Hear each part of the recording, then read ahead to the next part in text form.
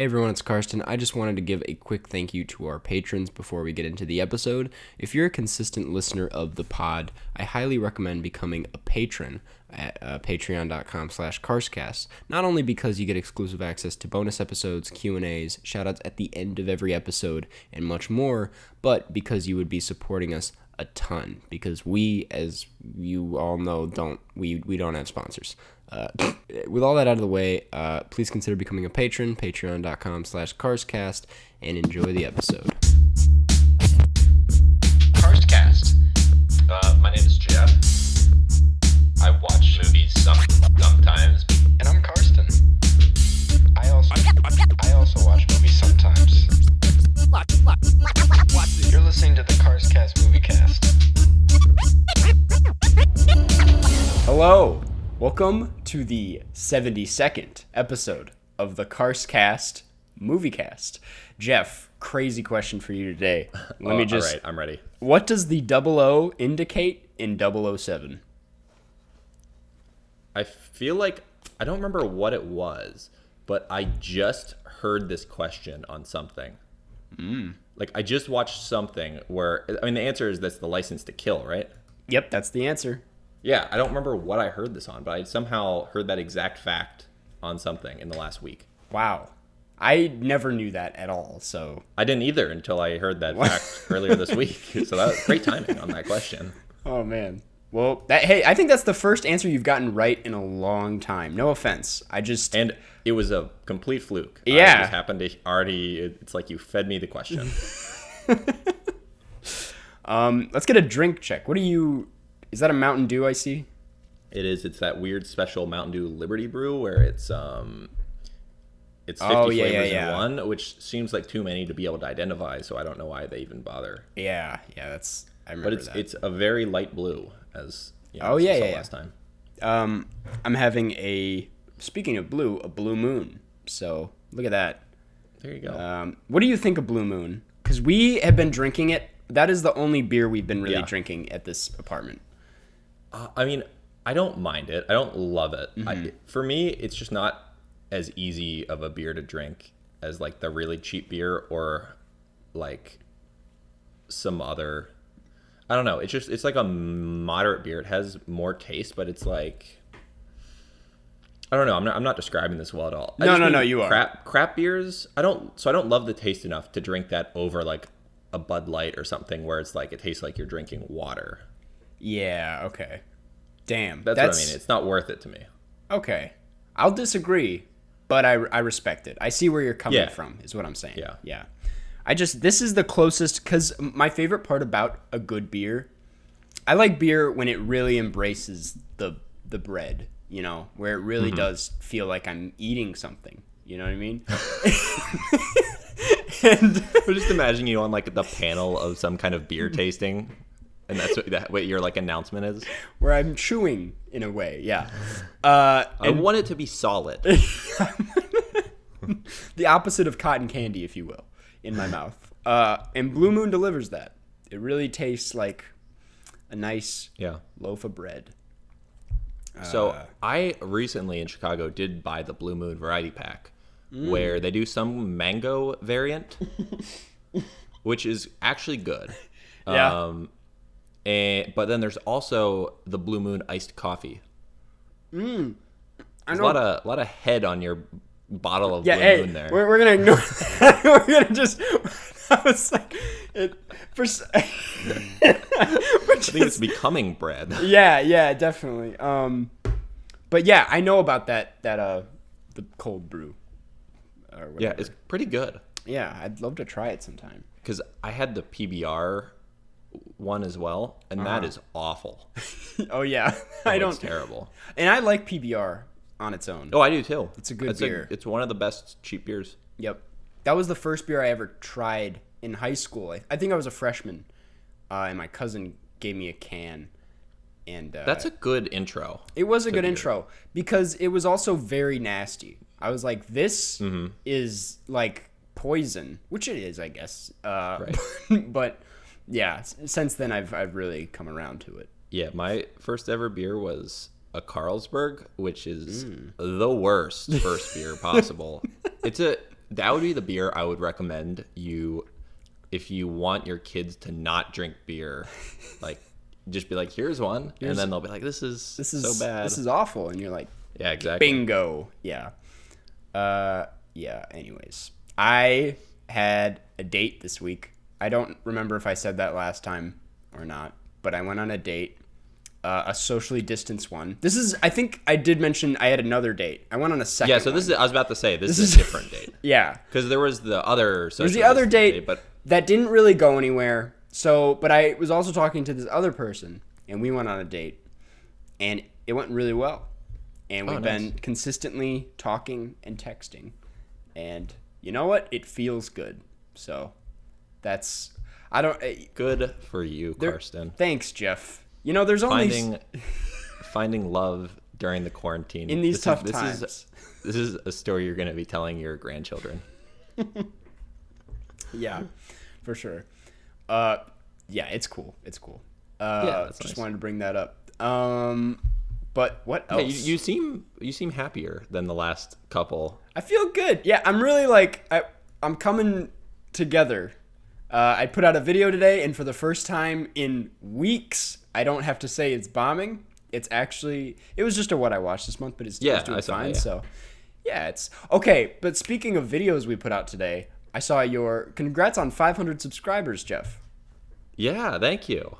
You know, I think that the lowest amount where I'm not going to feel embarrassed by the amount is 1,000. So I'm getting there. I'm over halfway there. Yeah. You can see it in let's put it this way. You're closer now to 1,000 than you are to 0. So yeah, which is nice. Special.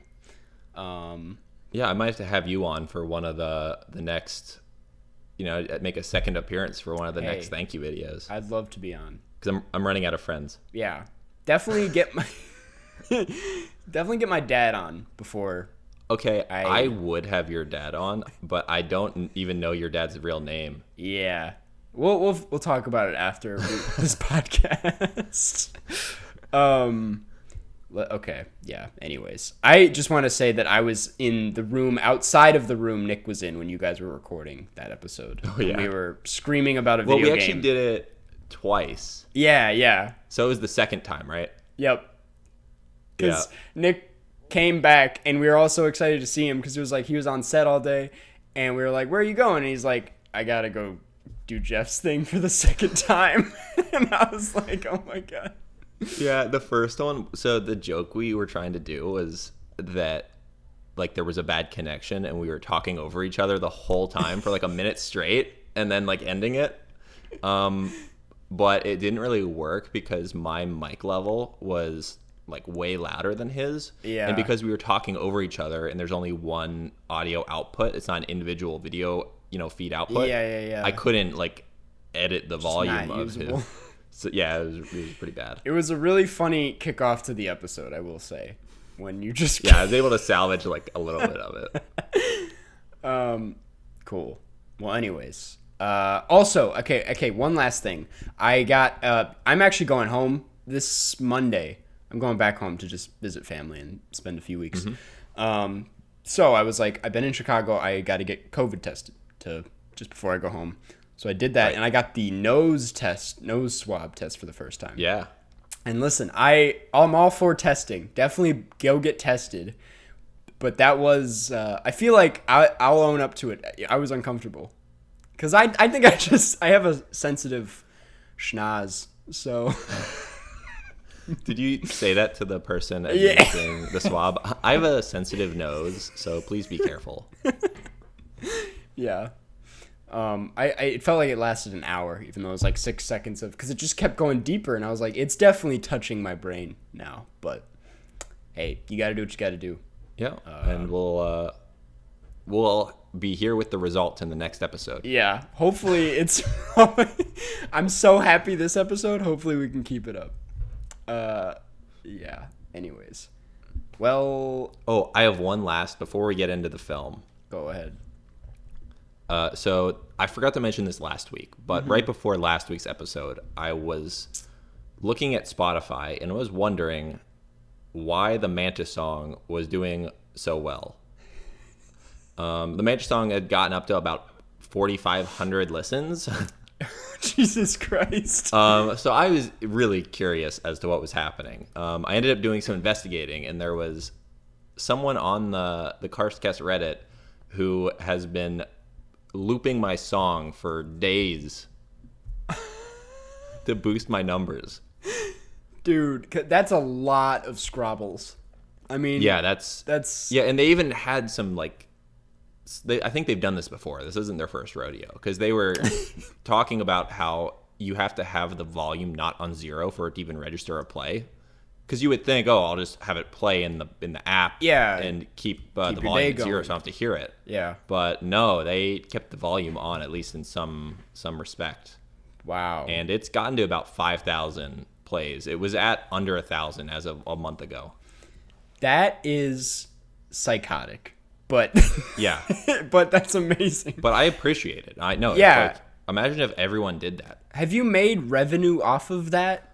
Okay, so the way that I got that on Spotify is there's these content aggregators that you can pay money, and they just kind of send a ton of songs to Spotify. Mm-hmm. So for $9.99, and so €9.99, because it's an English company, or a European company. But anyways, it's like 0.99 euros.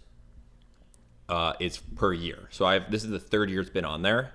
To withdraw the money, I need for it to accumulate 10 euros from Spotify, and it is currently at about 8.5 euros. Wow! So or 7 or 8 euros. So you're saying people should go stream? For me to be able to withdraw this money, yeah. I mean, so far, I'm about negative 22 euros on this investment over the course of 3 years. But it's getting there, I will say, okay, I'm looking at it now. It's at 4,600. Yeah. Wow. Yeah. I've listened to it on Spotify. I want to say twice in my life. Once because I remember when I first put Karstcast on Spotify, I was like, I'm going to search Jeff and see if he pops up. And that's, I think, how I discovered this before anyone was talking about it. And I was like, oh, Jeff has music. And then, and then I think I went back and listened to it one more time.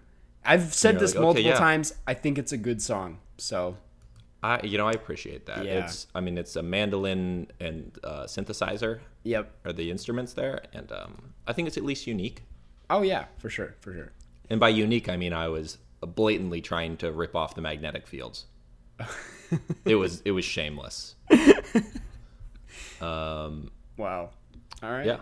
Nice. Now, yeah. Stream the song. Go That's all I have to say on it. Support Jeff. Yeah. Cool. Well, I think with all that out of the way, we can get into the movie. I think so. Cool. I think I'm ready. I'm ready.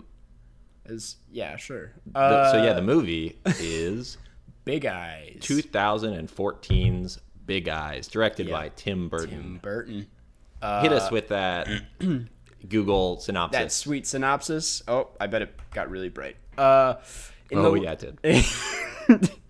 In the late 1950s and early 60s, artist Walter Keane, Christoph Waltz, achieves unbelievable fame and success with portraits of saucer-eyed waifs. However, no one realizes that his wife, Margaret, played by Amy Adams, is the real painter behind the brush. Although Margaret is horrified to learn that Walter is passing off her work as his own, she is too meek to protest too loudly. It isn't until the Keynes' marriage comes to an end and a lawsuit follows that the truth finally comes to light. That was the whole movie. They really kind of just... It really was. And also, the phrase saucer-eyed waifs. Yep. I've never heard that before. That's a very... That's a new one. I don't even know that's honestly more evocative than the film. Just that phrase. Okay, before we go any further, I'll ask this question first. Do you think that the art is cool? The big-eyed art. Like, what do you think of that art? I think that the idea behind it's kind of cool, but then when it lost all meaning when it's that mass produced. It was just like a thing to have on a wall. Yeah, for sure. I think the fundamental concept is kind of interesting. Yeah. But yeah, it's kind of garbage now. Gotcha. Yeah. I just wanted to hear your thoughts. Yeah, what did you think? Or what do you think about that? I like it. I like that art style. It reminds me of this artist that I can't name, so I don't even know why I'm bringing it up. But I really like that art style. I mean, honestly, I think if I had to pick art on my wall, I mean, I'm more into like minimalist. So I would rather have one of those paintings from the other gallery in the film. Oh yeah. I agree. To be honest, yeah. Than the big eyes, Than the big eyes. and that was those paintings were supposed to be like a joke. Yeah. So what does that say? It was just like a splash. You know, I don't know if I've showed you. I have some wall art that I've put up. That's a movie I really like called Playtime, and that's a movie called Solaris that I haven't seen. So this is a really funny angle. I should record the rest of the podcast like this.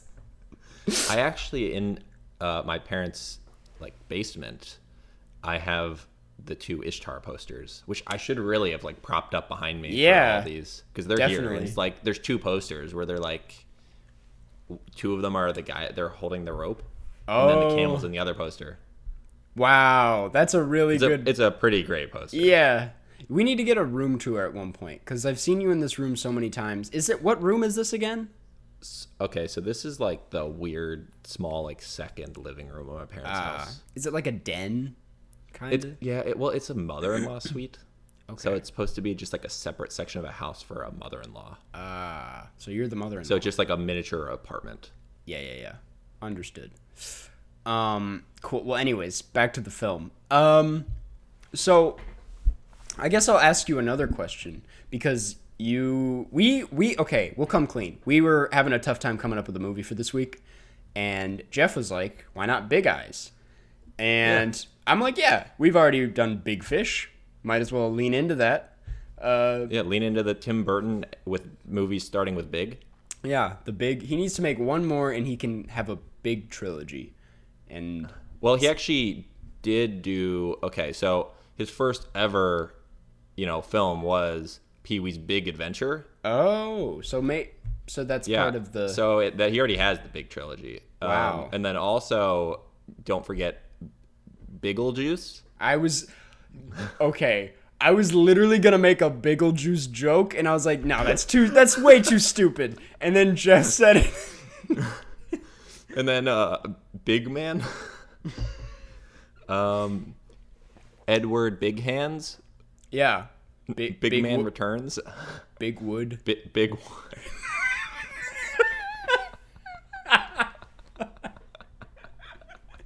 That was when he directed porn. Yeah. Biggie and the Chocolate Factory. I don't know. Sweeney Big. It's what? The Corpse Big or the Big Bride? The Big Bride. Frank and Biggie. Charlie and the Big Factory. Now that I'd watch. Oh man. Miss Peregrine's Home for Big Children. And then finally, Big Bo. Big Bo. I was gonna say Big Bo. Oh, that's the kind of segment you're not gonna get on other film podcasts. Yeah, right. Where we replace parts of the titles of Tim Burton's films with the word big. Yeah. And then for Big Eyes, for example, we could just say Big. Okay, so when move on.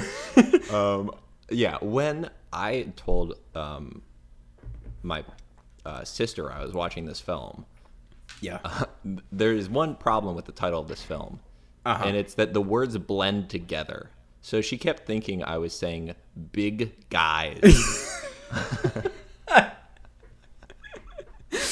So you were watching Big Guys. Yes. Oh.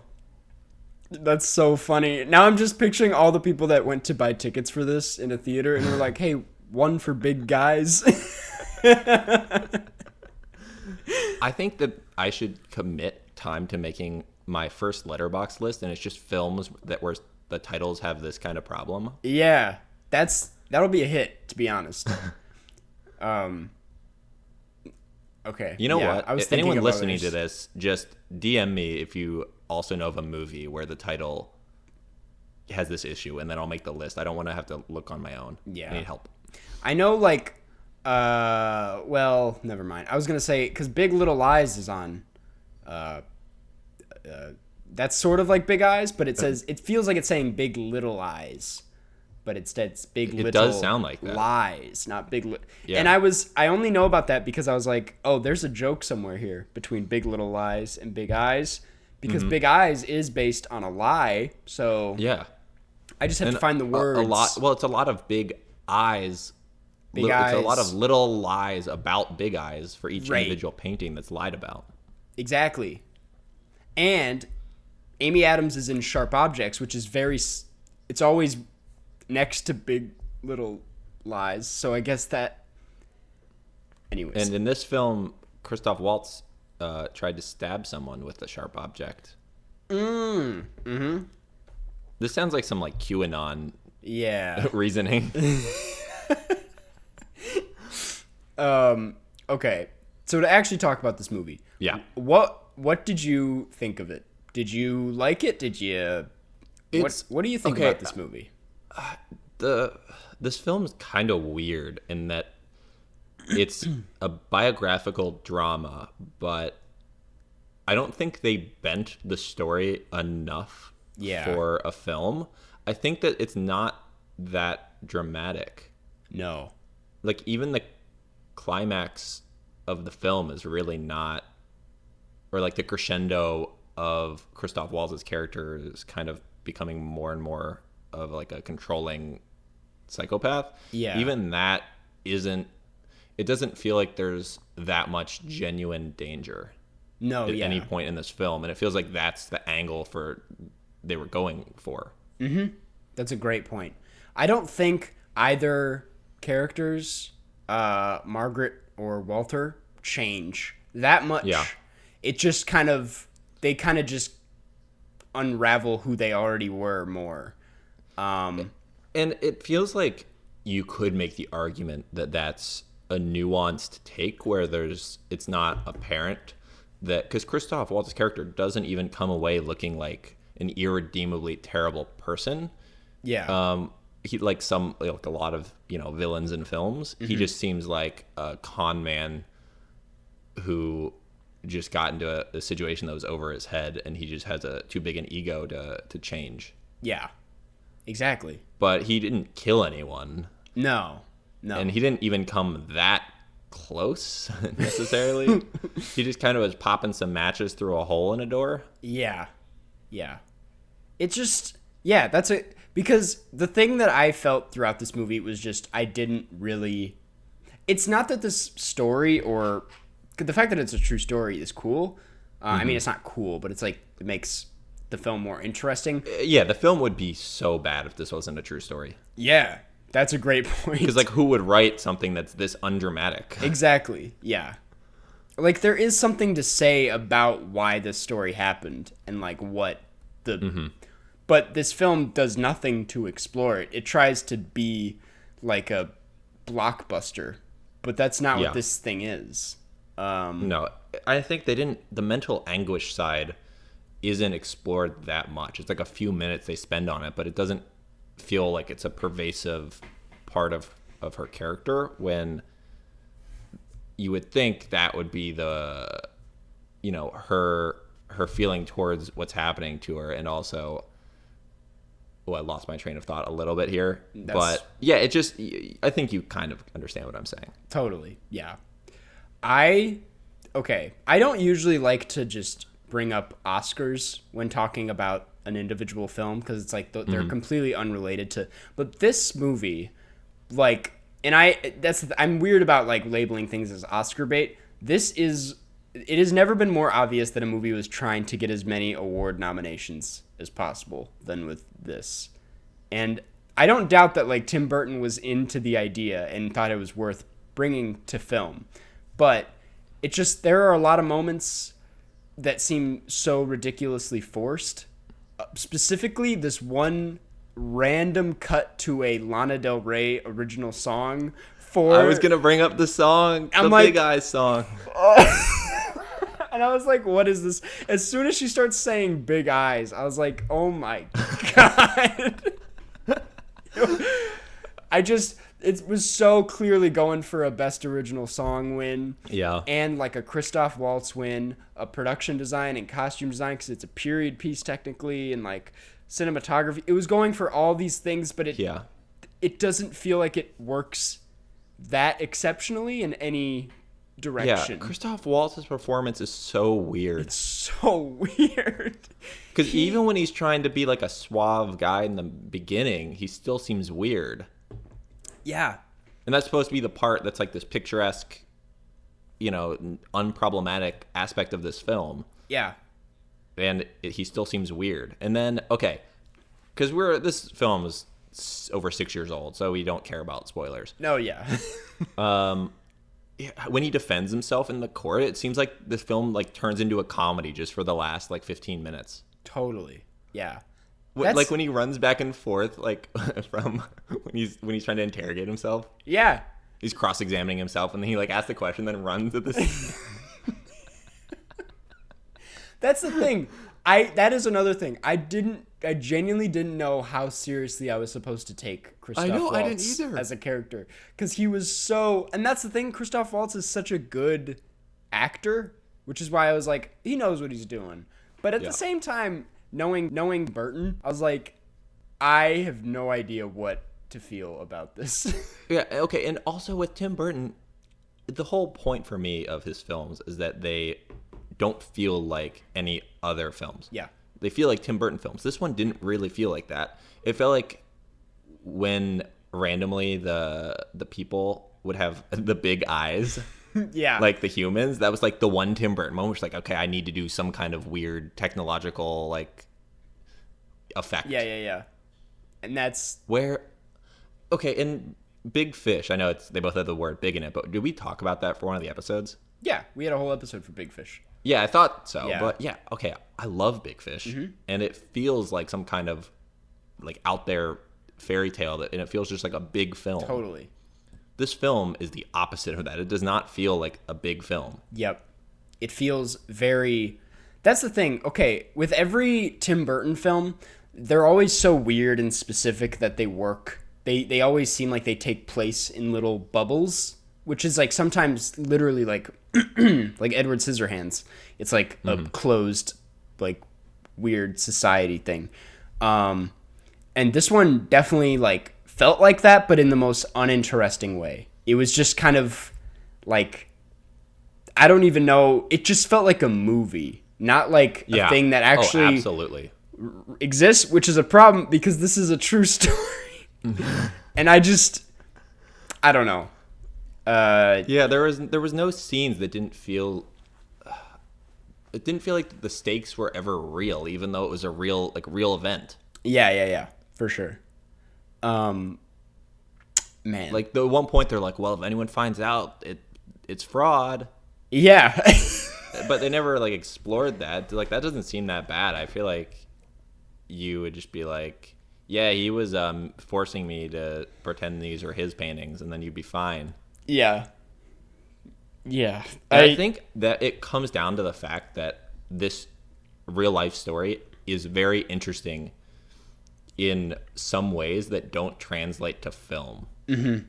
Totally. Because it's more of like one thing where this guy was taking credit for these paintings that he didn't paint. Yeah. But you don't have the highs and lows and these like dips that you need for a film. Yeah. It'd be a great New Yorker article. Like, Yeah. I'd read like a little thing about it. But yeah, I agree. Because so much of this movie, it really is just like, it works in like a build up and then kind of like now we're dealing with what happened way. And I guess just the stakes never were big enough. Yeah. For a movie that has big in the title. The stakes were never as big as the eyes. That's your review. That's your... Oh, man. I really got to get on the soundboard because that was such a moment. Honestly, I also miss hearing, like, the theme song when we start. Yeah, because it gets us ready. It gets us in the mood to, like, oh, we're yeah, recording. Even though it's like delayed on mine, it kind of pops in and out. Yeah, you like it, yeah. Anyways, the one thing that did feel kind of Tim Burton-esque about this was I liked how this was shot. I liked how it looked. I did too. Oh yeah, I think it looked great. Just he does a lot of the stuff that was super. It was very trendy in like the early 2000s. I feel like to have like low focal length and just have the actor like really close to the camera, so it's kind of like a fisheye effect almost. Like it just looks goofy a lot of the time. There's a better term for that, but Tim Burton did that a lot, and he does it in this, but with like in a 2014 look. And I don't know, it looks really nice. Yeah, I loved the house. Yeah. I just realized that my TV is on behind me. And now turn it off real quick. Yeah. Just made a sound. I didn't know if that was a dog or something else. No, that was my Xbox. That was your Xbox. Yeah. Anyways, yeah, I loved how it looked, to be honest, and all the stuff in like. And I think the wardrobe was cool. Wardrobe was cool. It worked as a period piece, I thought. Totally. Okay, yeah, that's a great point. Even the cinematography worked as a period piece. The way they like shot the city and like I don't know, it felt real, but also had a modern twist to it. And I was like, okay, that's cool. But then there was nothing to it. Yeah. Okay, one shot I did love, just cinematography wise, was the night shot where they had the lights with like reflecting the pool water. Okay, so it lit up as like blue with like the way. Yeah, that was cool. That was cool. I agree. It was unnecessary, but because it looked cool, I was like, I can. Yeah, it was nice. Yeah, you're like, fair enough. Yeah. Okay, Jesus, not the big white screen again. Now, if you want to talk a little bit about the actual plot, I mean, we don't need to go into it too much because we kind of have. I just mean rationalizing it. One last point about how I don't think Christoph Waltz's character was really even that much a villain in this is that he seemed integral into the actual success of the Big Eyes as an art style. Yeah. What do you mean? He did steal credit for the work, but he's the reason that it became this mass-produced, successful art style in the first place. So That's it's true. Kind of even murky into, obviously he took credit for it when he didn't paint it, but if he didn't play any part in this story, it's very doubtful it would have even have been nearly as successful. Which makes making a film where he's the villain even stranger. Yeah. Because it's not black and white. No, yeah, for sure. He's definitely like what he did was wrong, obviously. Yeah. But you're right, yeah. It just didn't, but the thing is, it just didn't feel like they were trying to make the film nuanced. Yeah. Because I think there is nuance to this story, and it felt like they were trying to just say, nope, he's terrible, but they never even really proved that point. And by the end of it, he was just a caricature. Yeah. Running back and forth, defending himself in a courtroom, and then sitting there being like, oh, my shoulder hurts. Yeah. It's a weird movie. It is a weird movie. You're right, because that is also kind of what I was thinking originally, was just that like this film feels like it has a larger thing to say about why this happened. And instead kind of even like I don't think this is I honestly I take it all back. I think this would work as a film. It's just that this film made me think this would work better as a New Yorker article. Like it boiled this thing, this whole story down to, oh, that's interesting. Not like, oh, this is why this is important. I don't know. Yeah. It's a weird film. That's just what it is. Yeah. And it's not even bad. That's the thing. It's just, I feel like the way they wrote it, they picked all of the wrong scenes. Yeah. And I can see why. I can honestly, like, when this was initially announced, I can see myself being excited. Like, oh, Tim Burton seems like he could do this. But he just kind of missed this time. Yeah. I think my last thought on this. Yeah. Is in 1 second. Yeah, take your time. Okay. No, it was that I think right now I'm coming to the realization that I did not think that Christoph Waltz and Amy Adams had very much chemistry. Oh, no. Okay. That's what it is. I Yeah. didn't believe them as a couple, so the whole thing about their relationship deteriorating, I felt nothing. And I think that is the main reason that this film didn't really succeed for me. Totally. Yeah. I just realized that right now. I'm like, why didn't it feel like there was any stakes? Because I was only thinking about the financial stakes. Yeah. And like the fraud element. But the point of this is there was supposed to be a big relationship aspect. Yeah. And there really wasn't at all. No. And it didn't feel like they actually were supposed to be married in this film. It just felt like two people who happened to get themselves in this mess. Yeah. And honestly, I think I don't hate what Christoph Waltz did with this, but he like felt way campier than I think this film wanted him to be. Yeah. I can tell like at one point I was like, what if Leo, for example, was the character here?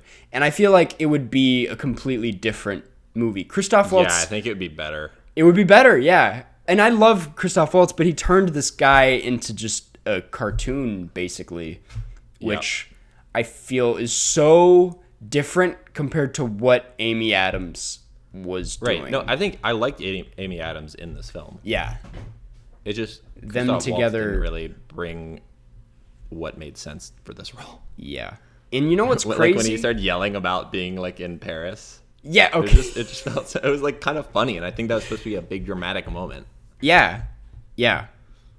The craziest thing is that he won a Golden Globe for this role, Christoph Waltz. Really? Yeah. It just it's a very Why? weird. I don't know. Especially because like 2015, I know there were better performances that year. Yeah. Okay, what was? Okay, yeah. Let's see awards and nominations. I want to just see what. So, Amy Adams won the Golden Globe for Best Actress in a Comedy or Musical for this film. She did? I saw Christoph Waltz did. Did they both win? That doesn't make any sense. No, Christoph Waltz was just nominated. Okay. So Amy Adams won. So that makes a little more sense. Okay, yeah. He was nominated because Michael Keaton won for Birdman. That makes a lot more sense. Because I was going to say, there we go. Grand Budapest Hotel was nominated that year. Joaquin Phoenix in It just didn't make any sense. So that makes more sense. And Big Eyes didn't even win Best Original Song. Dude, it was hilarious. It was so funny when she started saying Big Eyes. It'd be so funny if Lana Del Rey misheard on the call that she got assigned to do this, and she started saying about big guys, and they were like, "No!" Oh, yeah. Yeah. So it wasn't even. It was just shortlisted for the Oscars Best Original Song. It didn't even get nominated, That's what I'm saying. It's like this, which is good. That song sucked. Between this and The Goldfinch, I'm assuming you didn't see that this year. It's like Oscar baity films that surround paintings are just, they're not going to do well. And Hollywood needs to come to terms with that. That And paintings, also songs that have the title of the film, yeah. in the lyrics. Imagine just thinking of all the stupid, like if like Frozen or A Star Is Born said the names in the. Oh God, yeah. Anyways, well, what are you feeling for a score? I was gonna go easy on this before, but talking it out, I will never think about this movie again. Yeah, that's the thing. It's a very forgettable movie. I've seen it once before, and it was probably in like 2016 or so. Yeah. And I just remember being like, this was all right, and it's Tim Burton. But that's pretty much all I remembered. Yeah. I feel like I was thinking 3.5, but I think I'm leaning more to 3. Yeah. That's where I'm settling. Just talking about it more. That's fair. I'm gonna. There's just no interpersonal feeling. Right. I'm gonna clock in at 2.5. I didn't care for it. I see it. Yeah, no, it's for me. It's not even close to 3.5 anymore. It's just like it's a firm 3. Understood. What are we thinking about time of day though? I mean, Time this of could go day. anywhere. Not really. I think it's like late in the week, but not weekend, because you don't want to ruin your weekend by watching this. But you also don't want to watch it and be like, oh, damn, I still got a whole bunch of days until the weekend. So I'm thinking like a Thursday Yeah, Thursday at like 2. 10 p.m. 10 p.m. Okay.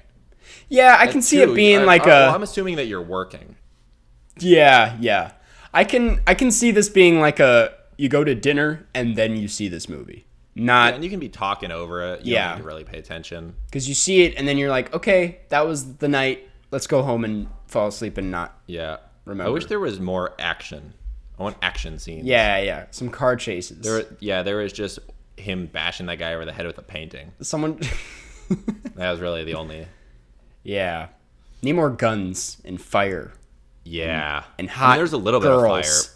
Okay, Yeah. even in the fire scene, though, they're like, yeah, a little puff of fire, and that's it. That's all you That's get. it, yeah. I was expecting the whole house to catch on fire, and they're like, nope. Just a little fire. Little fire. Tiny. Cool. Yeah, this is like, okay, moving on. It's the most okay film in the world. Yeah. I It's cannot. Like, someone's like, hey, give me the most average film. This is it. This is it. I can't think of a worse midnight movie. This would be such an. Imagine going to a midnight screening, downer. It'd be and a they're downer. like, "Tonight we're watching Big Eyes," and everybody's like, "What?" They're like, I love big guys. And then it just starts. We They see should make the a film called Big Guys, the first shot where is we like green screen it, and everyone's like 1.2 Really big. times the size of their normal. Yeah. Okay. Well, that was the movie for today. Let's get into questions. Do you think? Why not? Real quick, I don't want to waste too much time here, but do you think that there is a film called Big Guys on Letterboxd? I'm gonna look. Let's search that. I'm not gonna Google it because I don't want to. It's just No gonna be. results on Letterboxd for Big Guys. We should make a movie. It doesn't have to have anything to do with big guys, but we should just name it Big Yeah. Guys. Right. And then they can figure it out.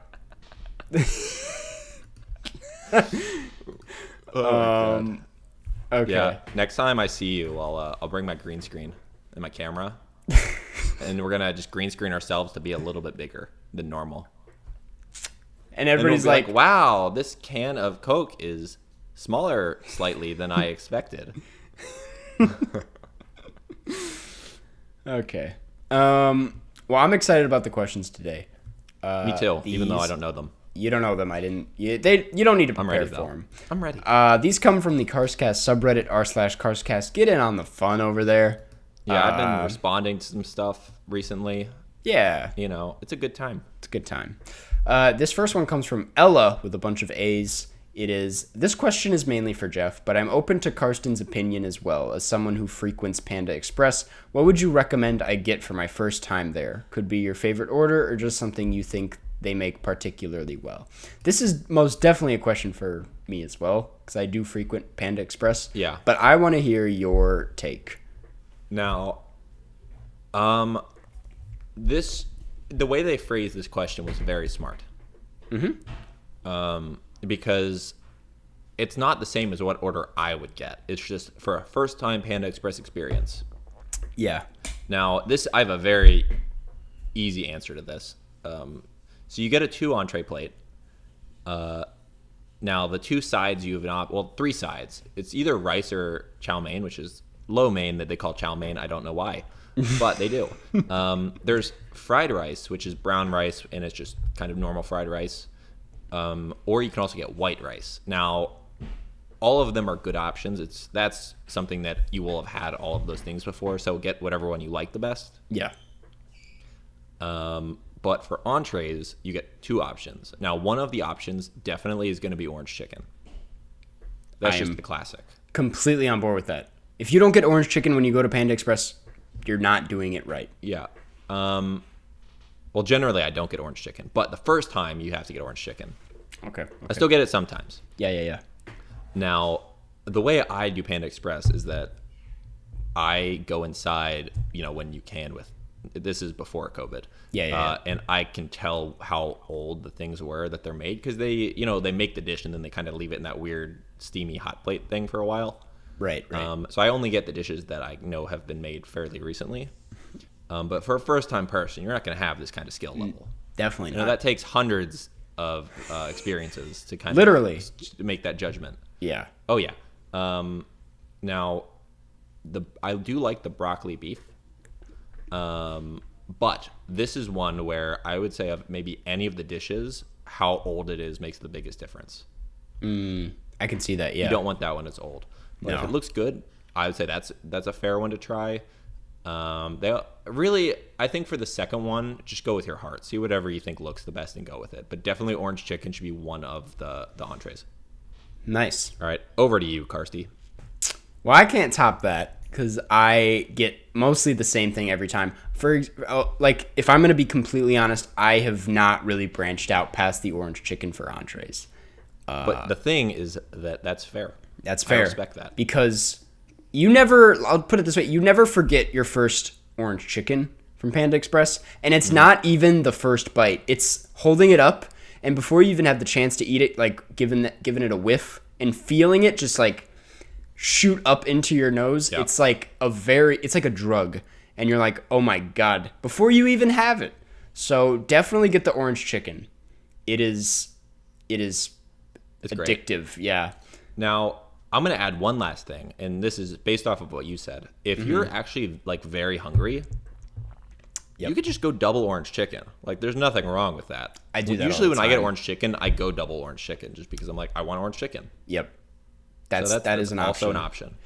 Yeah. As far as the sides between white rice, fried rice, and the chow mein, I've tried them all by now, and I am gonna say, as a huge fried rice fan, their fried rice is some of the worst fried rice in the area. You know, it's really bad.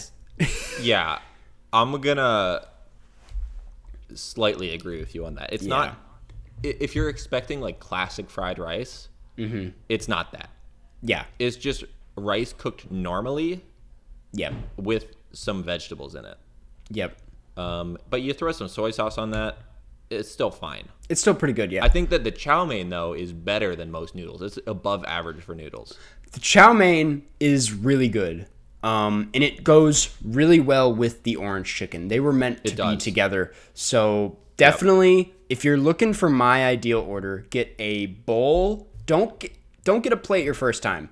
Unless you're like starving, then you get a plate, which I've done a few times and regretted immediately after.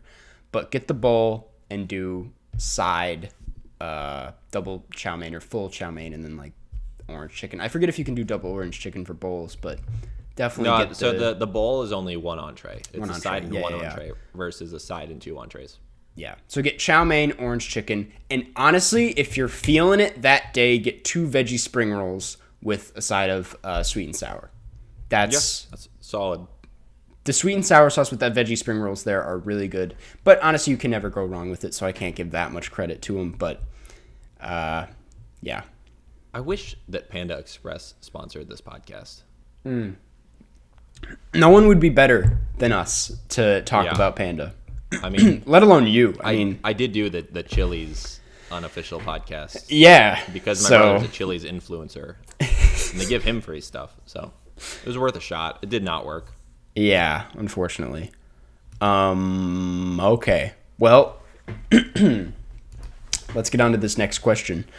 This one comes from God of Kmart, and it is, Jeff and Karsten, if y'all created your own biopics or movies based off your experiences, for example, Honey Boy, who would you cast as yourself and your family members? Well, my dad looks a lot like Steve Carell, so I would definitely put Steve Carell as my dad. Yeah.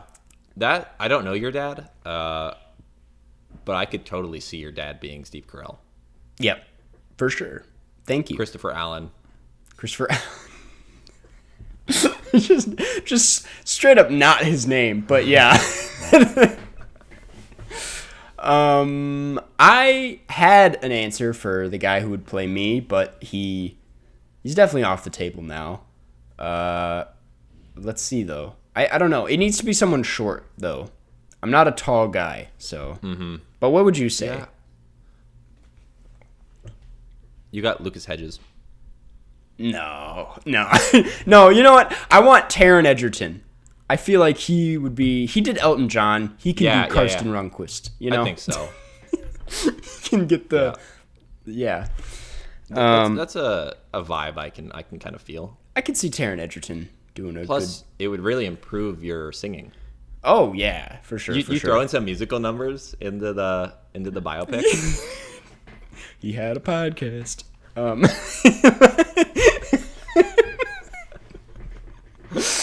I want to see you somehow contextualize that musical number. There's the whole like in a Broadway musical, just like a bunch of people trying to. Oh, okay. Anyways, Taron Egerton and the Rockettes singing a Karsten Runquist life.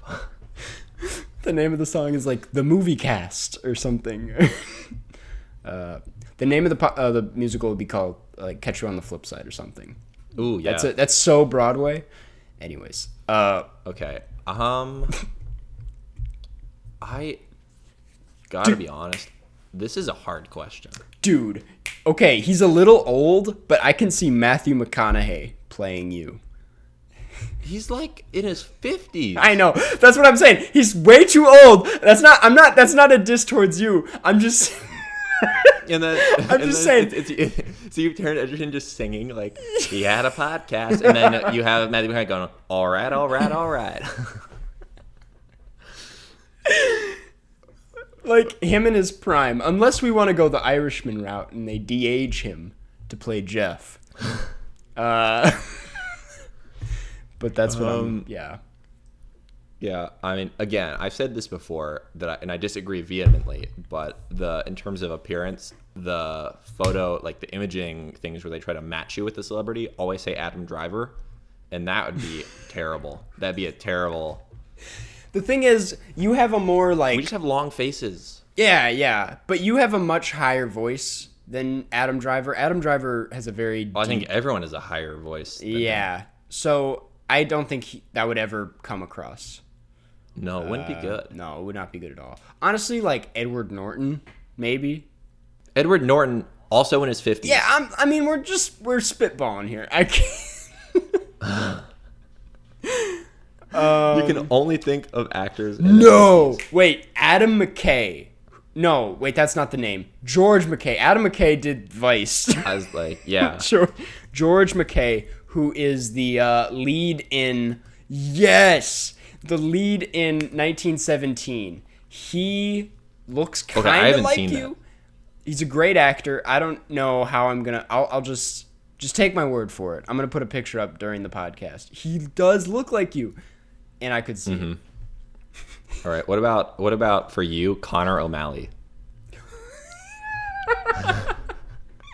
Dude, wait, did you see the Connor O'Malley video that he posted 2 days ago with the guy who speaks to trains? Yeah. Oh yeah. God, it's so good. Yeah, I'd have Connor O'Malley as me. I think this is a question we need to revisit after thinking on it more. Yeah, we'll definitely have an updated answer next week. But yeah, I will say George MacKay is perfect for the Jeff movie. Yeah. We've had some good initial discussion. I don't think we've really come to a consensus. No. Since you think that most of the people that should play me are in their 50s. Hey, man, I'm just speaking from the heart here. Yeah. All right. Well, we have one more, and this one comes from the Toothpaste Eater. Great username. It is, if you could switch bodies with each other for a day, like Freaky Friday, what would you do to each other's lives? Wow. This is a weird question. For some reason... Okay, keep in mind, I had limited time preparing for this because I forgot we were recording. So I was just going through the Reddit and I was like, oh, okay, yeah, that's fun. And now I'm processing it. I don't know how I would answer this. Right. I mean, I guess I would, because the thing is, I don't want to really mess up your life. Yeah. I would feel really bad. So I feel like I would have to like keep your text conversation with the person you just went on a date with going. Yeah. I'd have to make sure that that's like still going well. Mm-hmm. Because you can't not text them for an entire day at this point. Definitely keep up so I'd to have date to with keep them. like a text every couple hours or something. Yeah. This is only for a day. Might I remind Yeah, you. but So, even like a whole day, I think would be kind of weird if you didn't text them at this point. that's true. She texted So I think me that I'd have to, right now, actually. So that's what I mean. So Yeah. I would have to make sure I at least responded every couple hours. yeah. So it'd really just be me trying to manage your life so that people don't think anything's wrong. The thing is, I'm not that active on any social media, so you'd be fine. Yeah, I would have to. So what I would probably do is I would do the classic, like, you at a playground picture for your Instagram story. I'd walk out and it would be Jackson be like, "Hey, Carson." I'd be like, "Hey, Jaxie. Yeah, it's Jaxie. me, Karsten. K-Daddy. Hey." You'd be like, "Just hit 500 subscribers." Fuck. And she's like, "You're Jeff." And you're like, "No." Yeah. See, if I were you, it'd have to be very specific. I would be where you are right now, but not in COVID. Because if I were you, I would go to Disney World or something. Because I'm in Florida. Yeah. I'd live it up in Florida. Yeah, you could you could kayak. Yeah. I would love to switch lives with you when you're in Europe, and I can just explore. Yeah. I just get really good at packing, so that's I can teach you packing. You I think could teach me packing. that when I get to like maybe like 1,000 subscribers, I'll have to do a packing video. Yeah, definitely. I don't know. Are you any good at like packing cars? Cause I'm at best average. I got okay at packing from working at Cinespace, where we had to pack gear into cars. Gotcha. But I'm not. There's some people who are like the Tetris masters. I'm more of a personal packing. yeah. I'm just good at knowing what you need to bring on like long trips. Right. It's my specialty. Understood. Yeah, I just have. Main secret is you just get rid of like half of the clothes you think you're gonna bring. You know me though. I that's need mainly to. it, I honestly. need to have outfits on outfits. For For no your reason. Instagram. Yeah. Yeah. Can I just say that playground photo shoot happened a long time ago in LA? I mean, I think that's obvious with my hair, but I just got the photos back and I had to share them. There's a lot more that are just. Oh wait, were those? Was that on film? No, not that I don't think so. Oh, I was wondering how you just got it back. Oh yeah, I think it just took her some time to edit them and I think honestly. Oh wait, I think, was this like an actual photo shoot? Yeah. I was like, well, she goes to DePaul. She was in my LA quarter class, and she takes photos. And she was like, "Hey, you want to do? I know you have an Instagram." And I was like, "Yeah." I was actually kind of annoyed because I saw that photo. And I'm like, "Damn, this photo actually looks like really good." I thought it was just a casual. You jumped on a slide and someone took a photo with their phone. I'm like, how do they make this photo look so good? No. But no, that makes me feel better. I would plug her. It's like Moe Studios. It's on my tweet if you want to see it. But she's a great photographer. She's got a YouTube channel herself, Sabrina, and it's a good. Does it have more subscribers than me? Oh shit! I actually don't know. They might be like neck and neck, but We do a race to 1,000, and I just get murdered. I get like 3 more, and they go up like double. Yeah. Cool. Well, that answered. We should do a race. We should do a subscriber race. Race to 400,000. It's like a race to 400,000. Yeah. You come back in the last second. I'm like, what the fuck? That'd be the funniest thing ever. Like you show the graph. Because the people who do those race ones always show the graphs, and it's like one here, and like I'm down here. Yeah. All right. Well, that does it for questions. Lastly, I guess we're in our wrap up now. We'd like to read a review. This week, let's go a little bit more positive than last week's review. This one comes from let's see. Okay. This one Oh, okay. All right. This one comes from Q Cynic, Sinek. Cynic, however you pronounce that.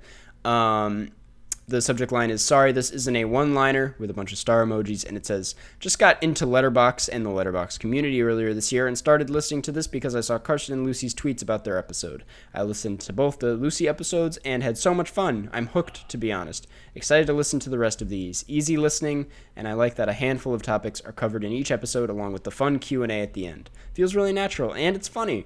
Glad I found this. Also, as of now, I have no clue... I have no clue who Jeff is or, like, his connection to Karsten or anything, but I love him. Hi, Jeff. P.S. What's your best/favorite episode? I need a rec straight from the creators. Well, first of all, thank you. It's 5 stars. Yeah, thank you so much. That's a very nice review. It's a very nice review. Honestly, one of my favorite episodes was recent. I really liked the Palm Springs one that we just did. Yeah, that was fun. I thought we had a nice conversation about the film on that. Yeah. Because again, this I think that we kind of go 2/3 just talking about the film and maybe 1/3 more of an analysis is kind of generally the vibe I feel like we put off. Yeah. Yeah, definitely. Which, that's what we do. That's what we do. But yeah, I think that maybe if you like Letterboxd, the Demi episode could be a fun one for you. The Demi one is a good one. Yeah. Demi Adejuibe. Adejuibe, From Letterboxd. Yeah. That's a fun one. Also, I will shout out the Live from a Park episode. Yeah, that one. Even though it's a total mess because I didn't watch the movie, it was still a good time. Yeah, that was like we drove around for like an hour and a half beforehand trying to find a chair. I hope you know, Jeff, I bike by that park all the time nowadays, and I'm always like, that was the park. Yeah. Good times. Anyways, thank you so much for that lovely... Maybe we'll do it again post-COVID. Oh, totally. I mean, we could do it during COVID, hypothetically. We could. Because we just spread out and do what we're doing now. But just in a park. That would be so chaotic, though, because it would be double the ambiance going on. Yeah. Yeah. Anyways, we now would like to give a thank you to our patrons. If you didn't already know, we have a Patreon, patreon.com/Karstcast. We would really appreciate your support because, as of yet, we still don't have sponsors. But if you are a consistent listener of the podcast and you're looking for a good way to support us, highly suggest becoming a patron. You get exclusive access. Yep. I was going to say, just from the Patreon support, I am now looking to upgrade my mic for this. Look at that. Yeah. I think in the next month, I think I'm going to go for a new one. Hell yeah. And that is funded entirely from the Patreon. So thank you, everyone, for that. You guys are the best. Look at that. But anyways, you get exclusive access to bonus episodes, Q&As, and shoutouts at the end of every episode, as well as a Zoom hangout that we are going to plan. Let's plan it after we record this. Because people want to do it again, and I'm like, yeah, we should probably do it again. We need to. But with all that being said, here's that shoutout we promised.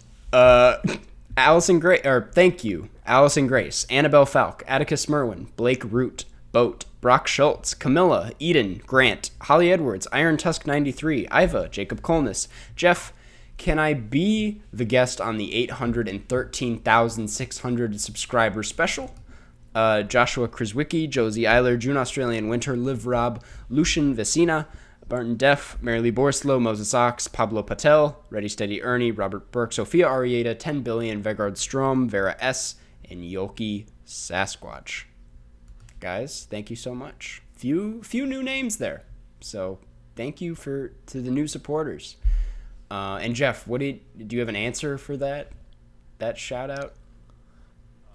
It seemed like a high number from what you said. Yeah, I don't even know what number it was. It seemed like it was like 800 something thousand. 813,600. Yeah, so if they remind me of it after I hit 800,000, then yeah. Yeah. Damn. After you surpass me. Right. No, I think if I'm at 800,000, you got to be at least at like 2 million. I'd hope so, but you never know. Yeah, it's actually, since I started doing this, you've gained quite a lot of subscribers on me. The gap's widening. Okay, we do have this thing we forgot last time, but we would announce the next episode's movie at the end of the current episode, and we would do that this time, but because we have a guest on, we don't really know what the movie is yet, because we always let the guests choose the movies. But on that note, next week we are going to have Ayanna Murray on the podcast. She has written for GQ, and she's pretty big stuff on Letterboxd. I mean, you've probably seen some of her reviews, but she's great, and I'm super excited to have her on. She's a fellow Me too. Timothy stan, so hopefully we have some fun times with that. Cool. I have absolutely nothing to say. Catch you on the flip side. Catch you on the flip side. Flip side.